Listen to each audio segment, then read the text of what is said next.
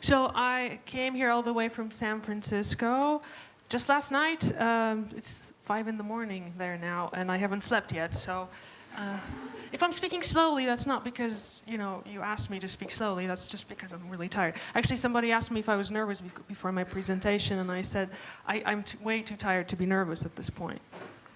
But I really spent, I moved to San Francisco a few months ago. I spent 10 years living in Chicago. And before then, I'm from Poland. I was born and raised there. So I sort of feel like I kind of belong here. I should be here at this conference. My real name is Agnieszka, but when I moved to the United States, nobody could say it or spell it or anything. So I basically made it more usable. And now that's my name, but in my passport, it's still my real name. I work for this awesome company, and I've worked there for 9 years now. We're based in Chicago, but now we have offices really globally, but the office that I'm working on now is the San Francisco office.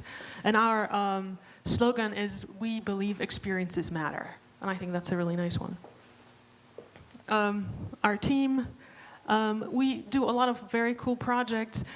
It's not just websites, it's not just applications, not just mobile devices, but a lot of things like real physical stuff. Like we go into hospitals and we look at how people use the IV pumps. We study injection devices. So a lot of stuff in healthcare, in-car navigation systems. So anything, when you think of human factors, we do that. But it's just another, I would say, it's under sort of the big umbrella of the user experience. So these are just some of the studies that we have been working on. You can see an iPad here. This was a study on a parking meter. So really, we didn't actually go outside to a parking meter. We took this large picture of a street and sort of asked users to imagine that they were standing there and in front of a parking meter trying to park. So I specialize in eye tracking. And a lot of my talks are about eye tracking. And I've done a lot of those, so at some point I wanted to talk about something a little bit different. And then somebody suggested that I should talk about the future of user experience. And I thought to myself, well, this is a good topic, it's really interesting, but it's so vague, and I don't want to commit to anything. I'm no visionary.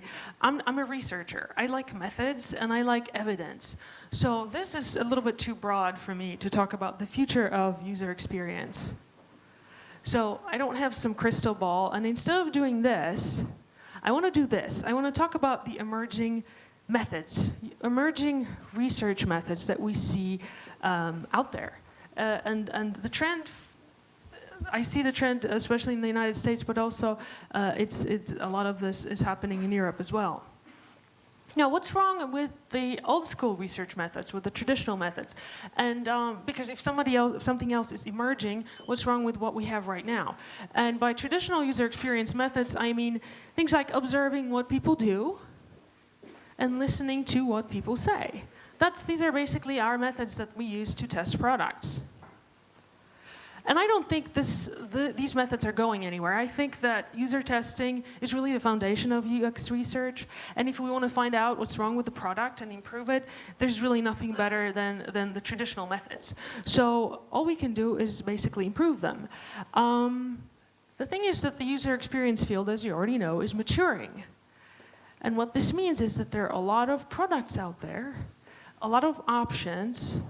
Like recently, I've been downloading a lot of apps, and sometimes I download multiples of the same app from different companies. Like, for example, a chess app. I downloaded one, I didn't like it. I downloaded another one, I didn't like it. I have a lot of choices now. So, and if I don't like something, I can buy something. If I don't like it, I can always return it. So the point here is that usability is not enough, no longer enough to win the race. Usability, utility, that's not enough. We need a little bit more. And I really like the expression on her face, because this is really what I want to convey here, that experiences now must exceed expectations. It's all about exceeding expectations. It's not just about meeting. And I think good usability meets our expectations, but how can we exceed them? And then again, how do we measure whether we exceeded the expectations or not? With a questionnaire, we could use that, but that's not a really good idea. We already know that some of the drawbacks of sort of self-report methods. A lot of times we did something like this at the end of the study. We know that people will rate their experience maybe based on the last task they did. We don't really understand their experience by using this. We won't understand their experience sort of while they were going through it. And we want to have something a little bit more objective. We want to know how they felt during the entire thing. So the UX researchers these days are basically digging deeper.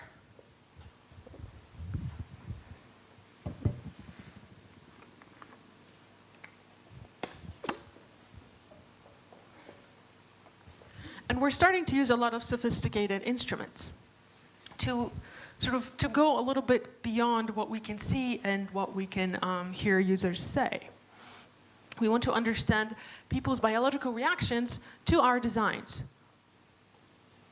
And the three things I want to talk to you about today are recognizing facial expressions, measuring brain activity, and tracking users' eye movements. And all that to better understand the user experience. So why should we care about facial expressions? Well, facial expressions indicate emotions. And this really goes back to Charles Darwin, if you think about it. In 1872, he wrote a book called The Expression of the Emotions in Man and Animals. And what he stated there is, he said that the way people experience emotions is sort of similar across cultures, that there is sort of one way to express emotions, and it applies to a lot of different people, and that's the first time somebody actually started studying the face and how the face was expressing people's emotions. And then about 100 years later, this guy came, and his name is Paul Ekman. And if you studied psychology, you would already know, and you would recognize his name. And Paul Ekman, he did some really interesting studies. So after Charles Darwin sort of said that emotions are general across different cultures, then some people said, no, it really depends on what culture you're from. You express emotions differently. But then Paul Ekman, he went to Africa, and he found different tribes of people who have never seen other people outside of that particular tribe. So they have never been exposed to TV. They've never even seen white people. And he realized, and he started showing these people pictures of white people with some emotions on their faces. And these people who have never seen other people besides their own people were able to describe those emotions accurately. And that basically brought us back to the notion that the way we express basic emotions is the same across cultures. And actually, Paul Ekman, I just found out, Paul Ekman lives in San Francisco. And he is teaching classes. He no longer lectures at the university, I think. He teaches classes. And the classes that he teaches on, what he devised, this system that he has here, is the facial action coding system. And basically, you can think of it as a table. He came up with about 100 action units. So you see the action units across here. And then the description, so for example, inner brow razor. And then he identified the facial muscles that are responsible for that particular action that you can make with your face. So, and he has things like upper lip raiser, lip corner depressor, and things like that. And then he provided different examples of it. So if you look at this girl, she might have a little bit of, what does she have? She definitely has, she's lowering her brows, right? So she probably has a 4, probably a little bit of 15. The lip corners are sort of going down a little bit. So the biggest contribution of Paul Ekman was that he then proceeded to make this sort of interpretation dictionary. So based on the different codes, based on the different actions that your face is making, now we can figure out what emotion that is. So 1, 4, and 15, that would be sadness. So that girl was sad. Now, these emotions a lot of times are very, very subtle. So the classes that Paul Ekman teaches is that they take a lot. It takes time to learn how to recognize the different action units, and that's very time consuming. And then if we wanted to use this method for our studies, let's say when we're testing an interface, there's no way we can do this in real time. To do this coding, we would have to basically look at the videos after the study and start coding. Every second, or basically every second of a video, we need to say this second has a little bit of 1, a lot of 4, etc. That's a very time-consuming exercise, and it's really impractical to do it for us in our field.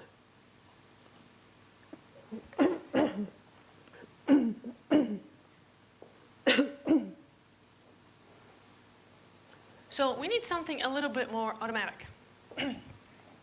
And in this case, we have, and this has been used, you might think that this is really weird, but actually this has been used for usability testing, facial electromyography. And there are electrodes that you can attach to the muscles here and to the muscles over here. And these cheek muscles are usually responsible for smiling, and the muscles here are responsible for frowning. And what they found out when they used this method for research, for UX testing, the tasks that were harder or rated as harder, the tasks that took longer or people made more mistakes with, there was a lot more activation in these electrodes up here. And the tasks that were pleasurable got a lot more activation over here on the cheeks. But first of all, I don't really want to put this on the users that come to my lab. It's a little bit much. And also, I'd like a method that has that does more than just smiling and frowning, that can detect other emotions. So that's why I wanted to talk to you about video-based solutions, and they are a lot less intrusive, and all you really need is a simple webcam.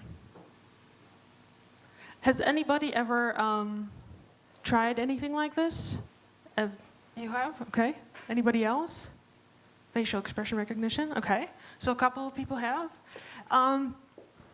This particular software, and it's just an example, there are a few different software applications that do this. You can see the face of the participant.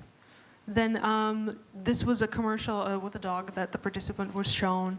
And you can see the different emotions that the participant is expressing. And here, at this particular point in time, you can see sad and puzzled. So there's a lot of puzzled, a little bit of sad, and a little bit of other. You can also be neutral or happy, surprised, etc. And you can see the timeline. And overall, during a commercial or some kind of interaction, you can also get this graph that shows you how much of each emotion was in that. So this is a little bit better. It's more automated. This is Face Reader Dashboard, and in this case, they have some other features. It's a very similar software that does a similar thing. And by the way, these software applications were they were trained based on the Ekman's sort of the 1, 2, 3, etc., the different action units. So that really didn't go to waste. In this case, they also show valence. So now we're only interested if it's above the line, the emotion was positive at that point. Below the line, it was negative. That's also could be quite useful. So if this sounds really good, if we can really use it for our participants coming to the study, and let's say using a website or an application, and then we can figure out if the website made them puzzled, confused, that would be good. The problem is that these applications are sort of not there yet. First, I just wanted to show you the output. It's kind of interesting because we think of this as a, at this point in time, somebody was surprised. At this point in time, somebody was happy. But it really is not like that. At each sort of stamp, so we have the video stamps here, and then we have all the emotions across the top here. And at each point in time, the emotion is scored from 0 to 1, the intensity of that emotion. And whichever sort of is winning, that one is being shown as the one that was happening at the moment. But a lot of emotions are happening at the same time. Now, the limitations of these methods, I was really excited when I learned about them a couple years ago, but there are a lot of limitations. First of all, the participant has to be completely still. There's no head movement, no talking. So if we use, and a lot of us use Think Aloud protocol, we want to learn, especially with formative studies, when we're just trying to find out what the problem is with the interface, we want people to talk to us. We want the users to tell us what they're thinking, what they're doing. There's no talking. Or the application will not be able to pick up your emotions. Face touching, things like that. Glasses are a problem a lot of times. Facial hair. Lighting. When we were testing out one of these applications, we had to basically, the application was not picking up the participant's face at all. We had to put so much light had to shine on the participant's face that the participant couldn't even see the interface. So that was kind of a problem. But I think the biggest problem, even though these applications are getting better, the biggest problem is that they don't recognize subtle emotions. They recognize big emotions. They could recognize this as happiness and this as being angry. But when was the last time you had a participant in your study that looked like this? That doesn't really happen. More often than not, we have somebody like this. What is she thinking or feeling? I have no idea. Is she happy? Is she confused? I don't know. I would like something that could be a little bit more sensitive and that could tell me what she's feeling or thinking right now.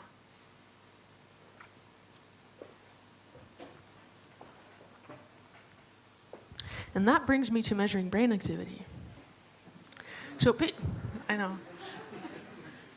People have been fascinated by the brain for a very long time.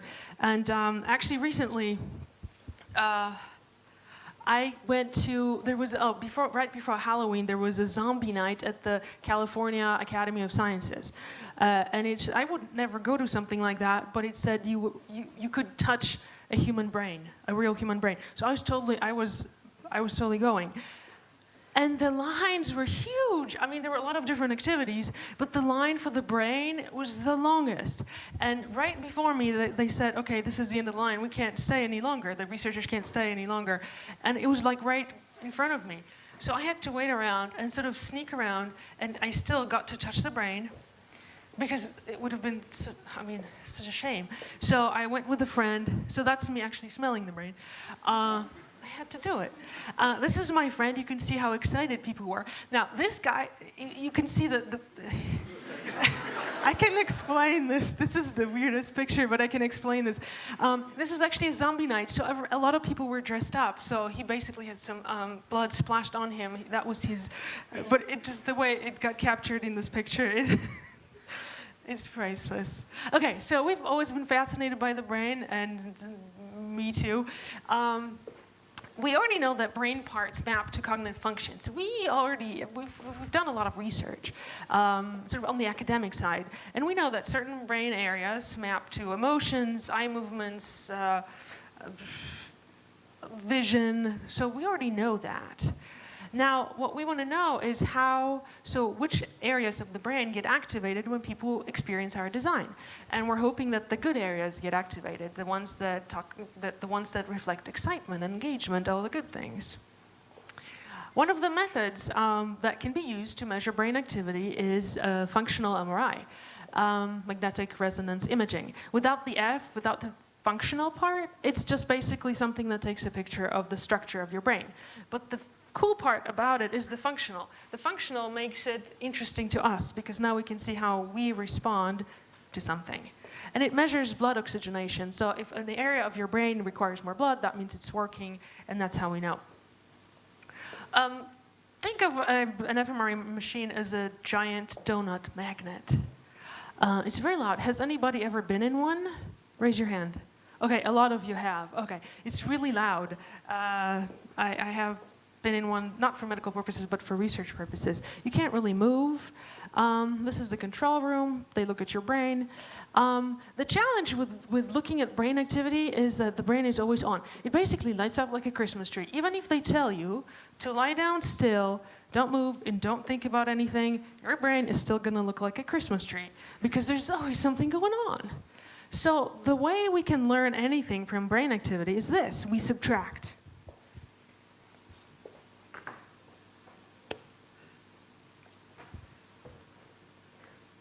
So what we need to do is we give participants some stimulation activity, so a stimulus or something to look at that we're interested in. And then we also give them, at some point, some kind of control activity. Then we subtract, and that's how we know what really goes on for in this particular activity that differentiates it from the other ones.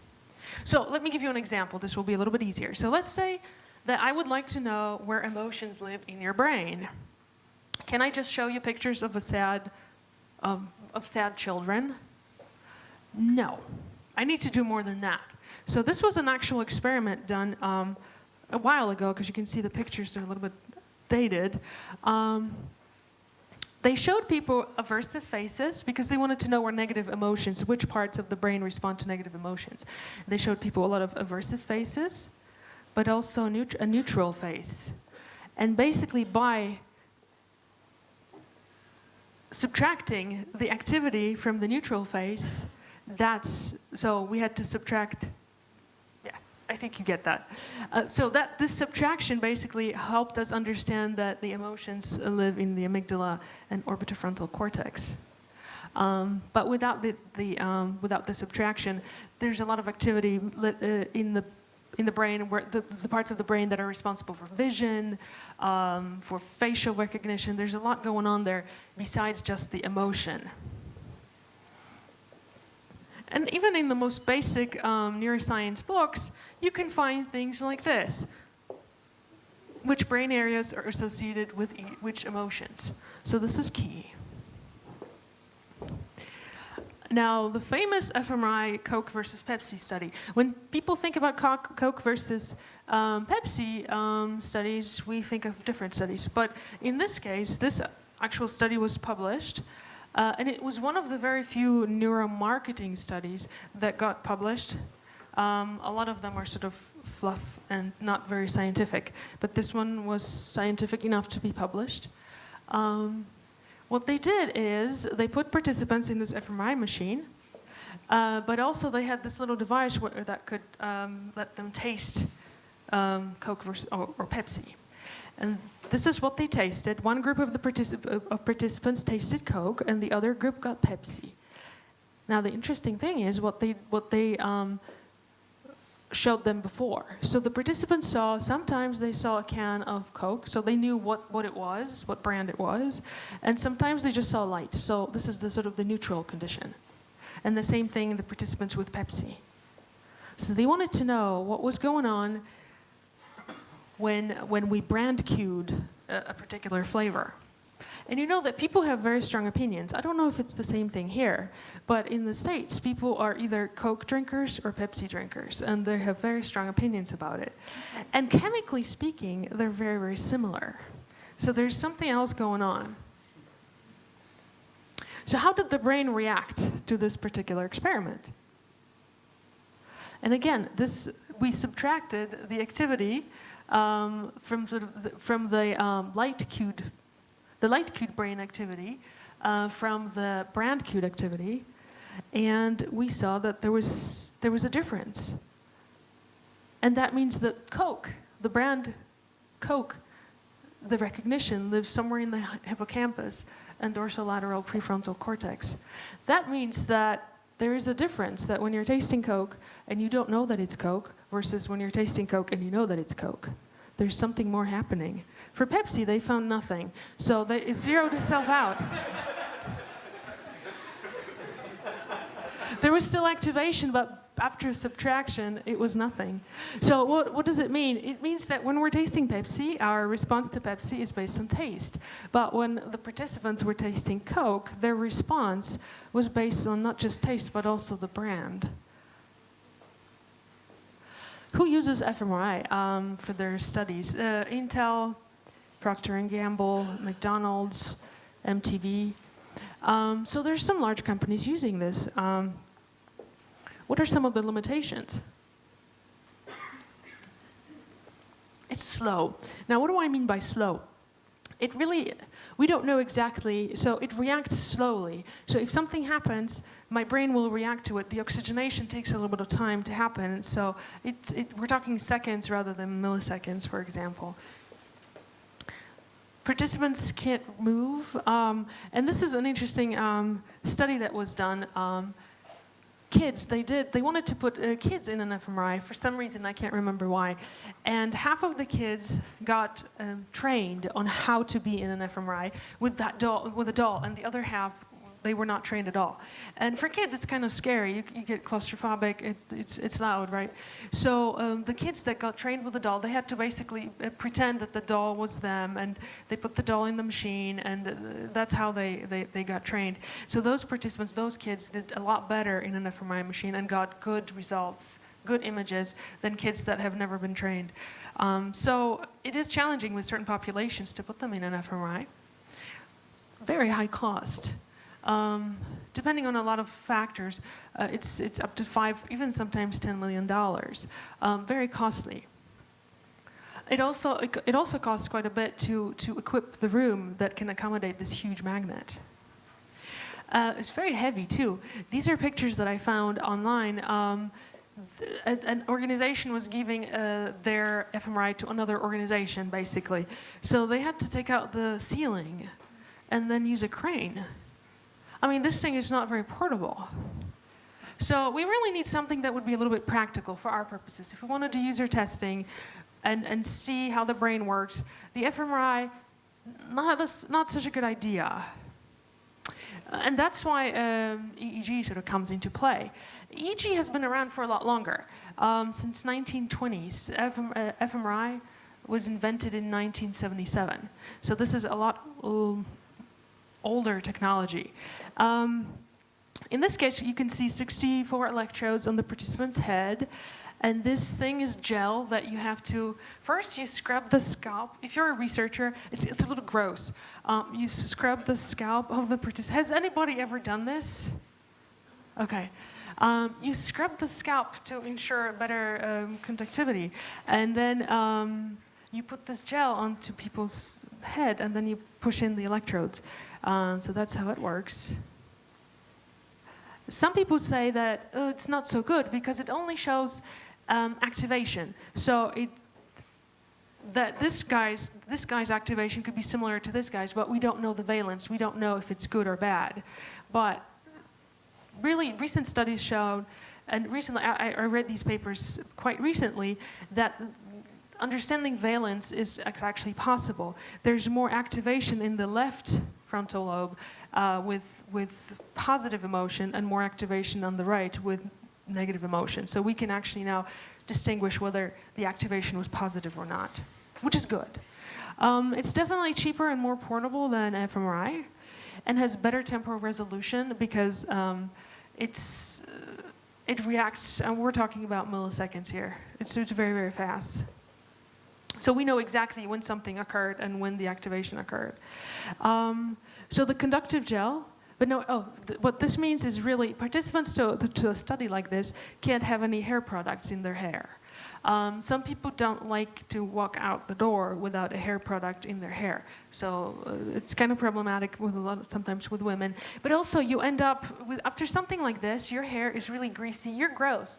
And sometimes companies allow you to take a shower afterwards. I mean, you have to take a day off to participate in this kind of study. You can't just go on your lunch break and go to a study.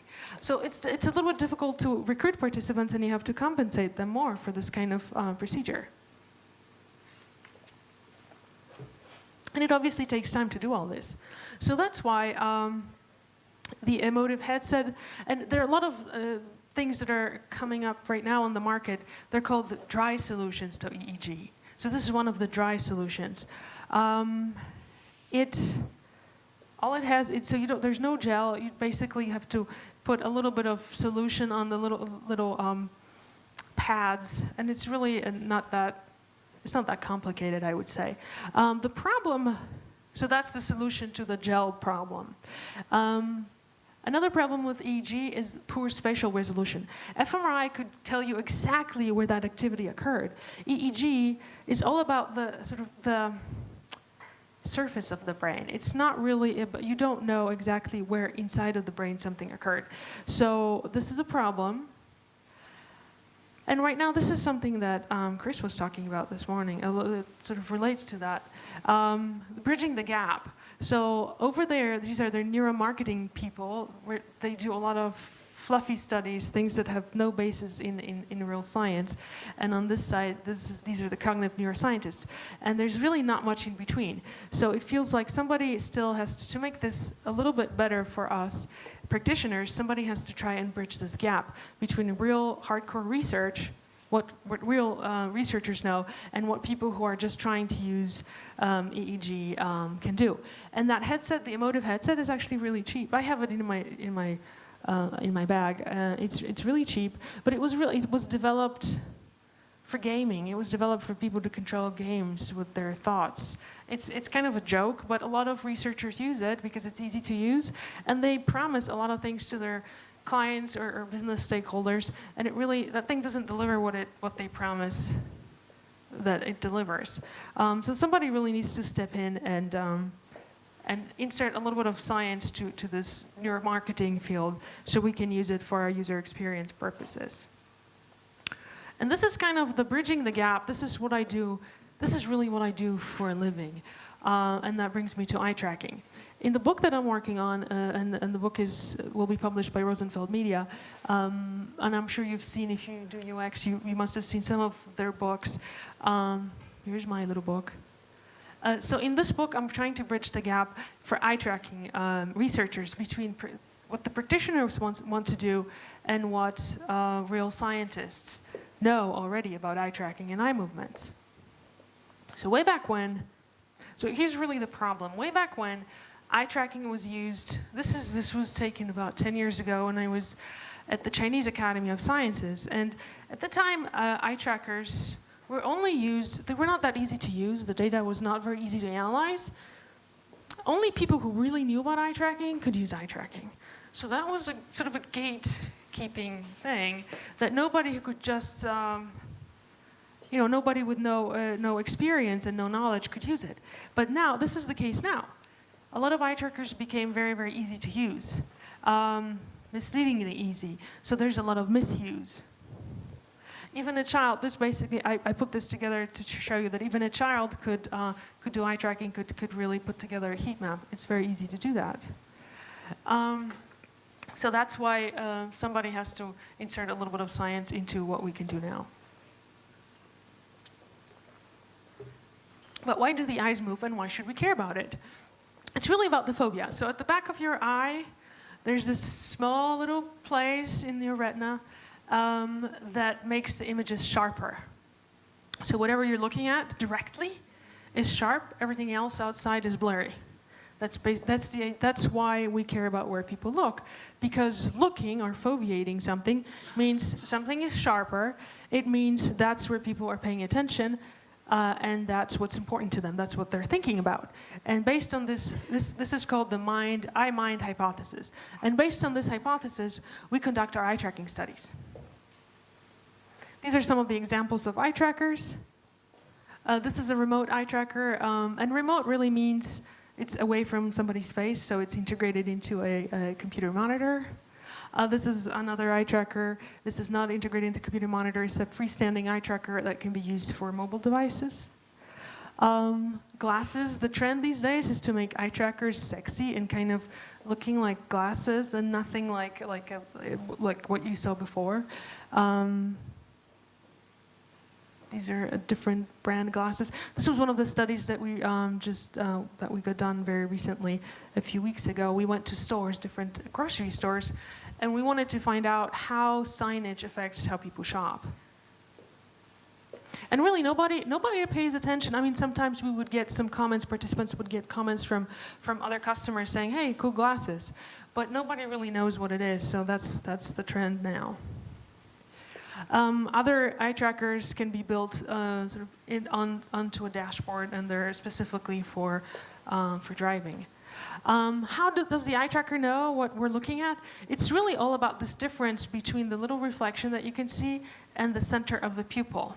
So when we look in different places, that difference is the position changes, the relative position, and that's how the eye tracker knows where we're looking. Eye trackers these days are based on infrared light, so there's a source of light that points to your eyes and creates this glint, this reflection. And then there's a camera that picks up the center of the pupil. It's pretty simple, actually. What you probably know about eye tracking is I'm sure everybody has seen a heat map. Heat maps are overused. A lot of clients call us and say, hey, could we please do eye tracking because I need heat maps? They have no idea what that would do for them. They think they're going to solve their problems when they look at a heat map, that it's going to tell them exactly what to fix on their website. That's not true. Heat maps are not really for analysis, even though they're incorrectly used for analysis, but they shouldn't be. We should be really looking at things for qualitative analysis. We should be looking at gaze plots or gaze replays.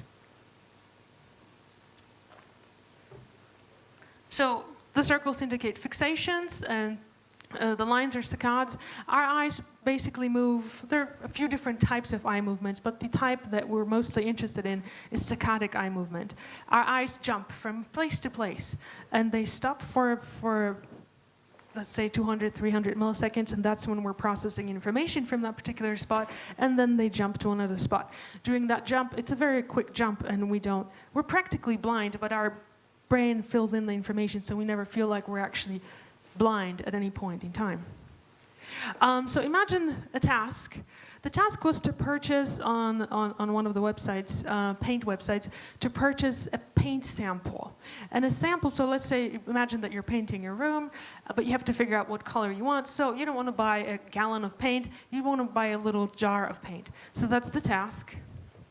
And in this particular case, this is a gaze plot of a participant. And this participant picked a paint that's called fortune cookie. So he clicked here. Then this is the swatch. The next step, so in this case, we see a participant looking all over the screen, and they're looking for the next step. He's probably looking for something like add to cart or next or something like that. But really the next step, the target is here. This is the target. After you pick your color, you have to click on it. Now this shows that they know, they can see it. They just don't know what they're supposed to do with it. And then what this participant does, so finally, he clicks on this swatch because there's nowhere else to click, really. And then it says, so this is the name of under here, it says fortune cookie. So he looks here, confirms, yep, that's the paint I want, and this says add to cart. Completely missing these fields here. They're supposed to also select the sample type and quantity. Who would have ever thought that? Because they're already in a particular type, so nobody would ever imagine to select a type. And quantity, if I want a sample, I just want one jar. Why would I want 5 jars, tiny little jars? So a lot of participants did this. This was a trend. And then what this participant does is clicks add to cart and then closes this pop-up, completely missing this error message that says, hey, you haven't selected some of the items, some of the things here. So if we didn't have eye tracking, we could sometimes, a lot of times we speculate, oh, did they not see? Was this a problem because they didn't see it? They didn't understand it. With eye tracking, we can get this information a little bit faster. Now, quantitative use of eye tracking, to me, is a lot more interesting. And I live for quantitative analysis and for statistics. So this is where you can see me light up. There's over 100 different measures that you can get out of eye movement data. And I don't want to cover all of them, but I want to just tell you about a couple. This is completely not formatted the way it should be. One of the measures is, for example, time to first fixation. And time to first fixation indicates noticeability. So sometimes when you design a website, a business should know that we really want people to notice this and this. And then we can measure by using things like time to first fixation, the number of participants who fixated on that particular element. We can measure the noticeability or how something stands out. Pupil size. Did you know that when you meet somebody and you like somebody, your pupils actually get a little bit larger? Next time you can look at it. It's really hard to notice, but it's true. Pupils get larger when people get engaged or excited in a way.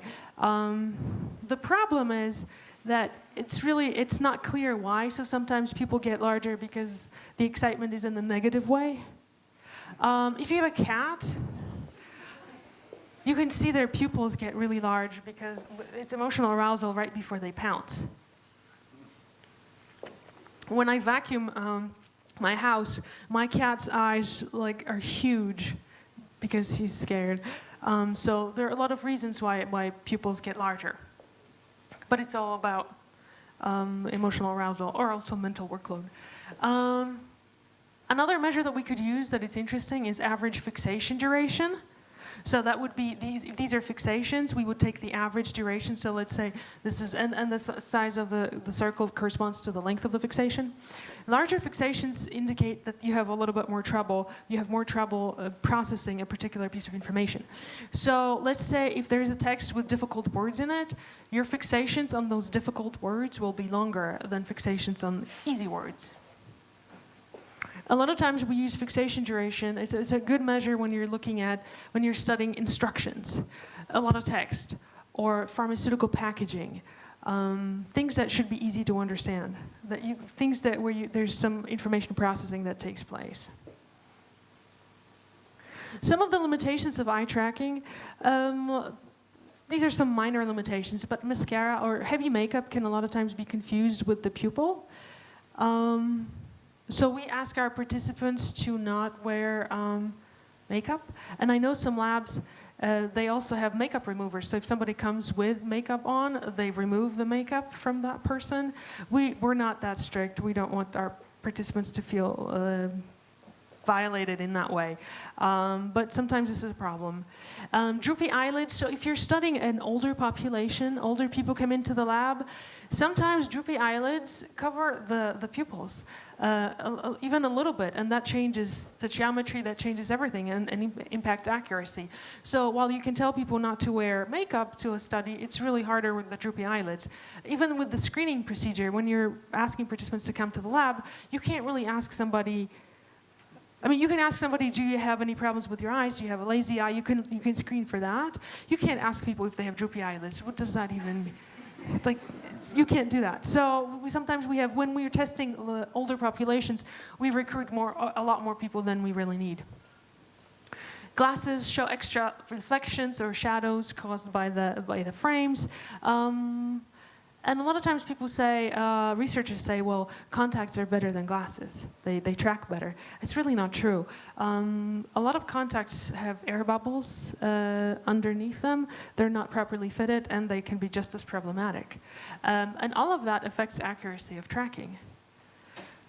But the biggest problems that I personally struggle with is that the software these days has a lot of trouble analyzing dynamic content. And I don't even mean like Flash or games. Every single website that we use, even if it has a drop-down, a pop-up of some sort, it's already dynamic content, and that means the analysis is a lot more manual than automated, and that makes it harder for us to analyze data and to provide insight to the stakeholders in a timely fashion. Mobile is huge. Our mobile studies are probably, they've been going up in terms of percentage quite a bit recently. And that means that eye tracking has to be able to handle that. And right now it doesn't do that very well. So the eye tracker's accuracy is not perfect. So wherever that dot is, where the participant is looking, where you think the participant is looking, that could be a little off. So let's say that we're 2 centimeters off. On a large screen, that might not matter that much. They're still within the area of interest. But if you have a tiny screen of a phone, 2 centimeters, it's kind of a big difference. So the accuracy there is a bit of a problem. Another problem is if you're holding the phone, moving it around, suddenly this becomes dynamic content and the analysis becomes manual. Very hard to do. You have to analyze it frame by frame. It's extremely time consuming. So what Toby did here is that with this eye tracker that sits up here, you have a little plate where you can fix. You can see that this phone has a Velcro on it and it's fixed to this little plate. But if you test something like that, obviously you're missing this part of interaction. You're not getting the full experience. This is the trend right now, at least in the field that I am in, combining all the different methods. So EEG, the eye tracking, and also recently face recognition and eye tracking as well. So what does this all mean for us? And by us, I mean user experience researchers. So first of all, I think we need to be careful. And I'm usually pretty skeptical about all these different new methods. And I do think we have to be careful. We have to recognize the limitations of these methods. And don't just jump on the wagon of neuro everything. But also, I think we should be inquisitive and unafraid. And what that means is we really should give it a try. So even though I'm so very skeptical, I'm still giving it a shot myself. So with eye tracking, I've been doing eye tracking for many years. And eye tracking, I feel like it's one method out of the three that's really the most mature, and that actually has proven to have, it can provide really useful insight. And the other two methods, I'm still not so sure about, but we're still using them to find out their limitations and their ability to provide us with some deeper insight. So my final closing thought is let's just cautiously embrace this neuro thing. Thank you.